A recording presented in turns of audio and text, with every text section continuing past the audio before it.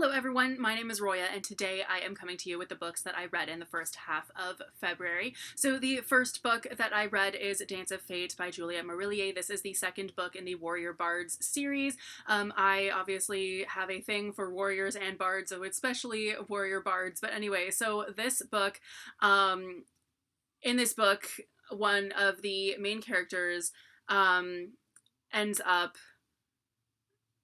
losing his vision, and then the other main character pretty much has to go with him to his family and be a bond servant for a year because it was basically her fault that happened to him. But when she gets there, she realizes just how shitty his family is and how abusive they've been to him forever. And so it's really terrible for both of them being there. And then there's just all kinds of stuff that they have to kind of stop from happening and all of that. And so it does kind of take place outside of the like main plot that the first book kind of leaves us off with. But it's still, I think I liked this one more than the first one even. It was really good. I also read Travelers Along the Way by Amina May Safi. This is a book that actually comes out on March 1st. So please keep an eye out for it because it's awesome. So anyway, this is her first this is her fourth YA book that is not, but this is the first one that is not a contemporary. This is historical fiction about basically Robin Hood as a Muslim girl during the Crusades. And I am such a Robin Hood nerd. I love all things Robin Hood, and so I love the way that this focuses on the Crusades, as and all the things that make Robin Hood kind of what it is for me, with like what's in the background of the story and all of that. So I really liked how this focused on the Crusades a lot and all of that, and it provided kind of the perfect opportunity for this sort of retelling where Robin Hood is a Muslim girl. Like it made so much sense to me, and I loved that about it.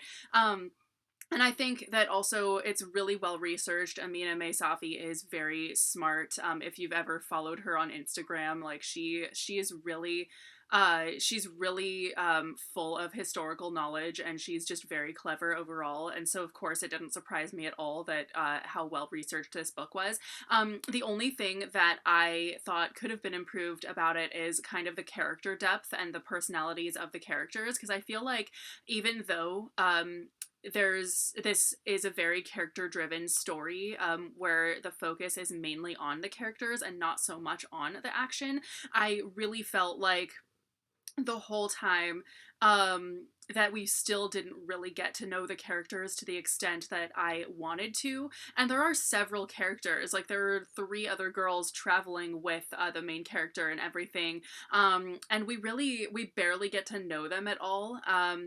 And I feel like that's really different from the rest of her books, because Amina does write very strong, sassy, snarky ladies that I just love.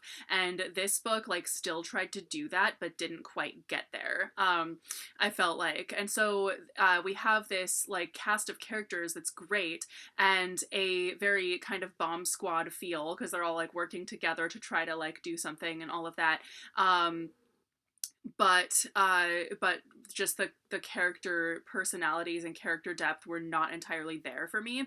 I do think that the villains were great, though. They were so well written. But overall, I really, really enjoyed this book, and I am really glad that it's coming out soon. So definitely keep an eye out for it. And last but not least, I read The Seven Husbands of Evelyn Hugo by Taylor Jenkins Reid. This is a historical fiction type of thing about a movie star and a biographer who is finally getting the full story from her, basically, and it's told in flashback for with Evelyn Hugo, the movie star, telling her the story basically, and narrating her life.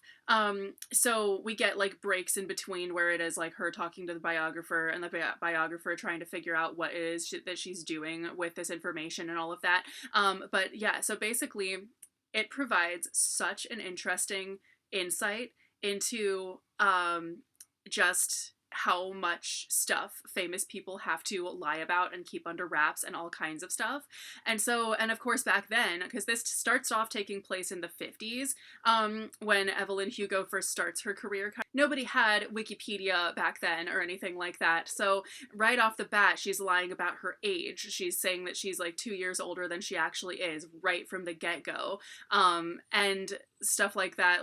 And she's lying about her ethnicity and her hair color even. Like she's dyeing her hair blonde even though she's dark skinned and stuff. She's dyeing her hair blonde to the extent where like people think that that's her natural hair color the whole time, her whole life.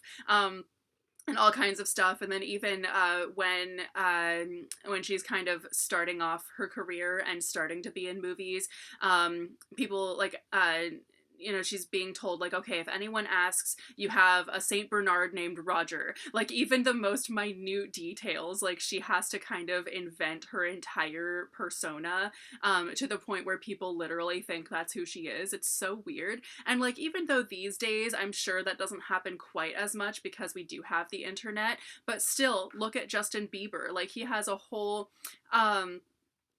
team of people who are in charge of his aesthetic, who even like decide what tattoos he should get. So like the real Justin Bieber nobody knows. The only Justin Bieber anyone ever sees is like this dude who doesn't really exist. That's not the real Justin Bieber. Like that happens still. And so it's crazy just how much stuff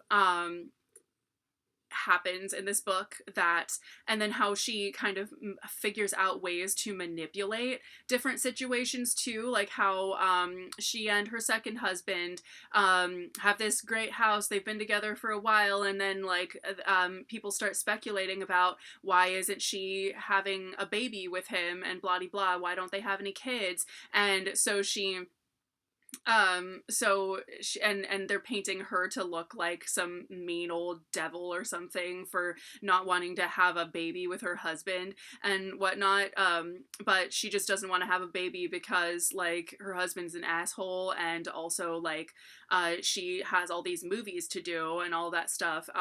And so she pretends that she has a miscarriage and she makes sure that the right people overhear the right things, all of that. And so it's so interesting the kinds of things that she's able to like manipulate people with in order to get the right stories out there about her, which are totally not true. And it's so weird. And so basically she has 7 husbands, and that's a big source of like, why did she have 7 husbands? Like why did she get married 7 different times? Like that's so weird and blah de blah.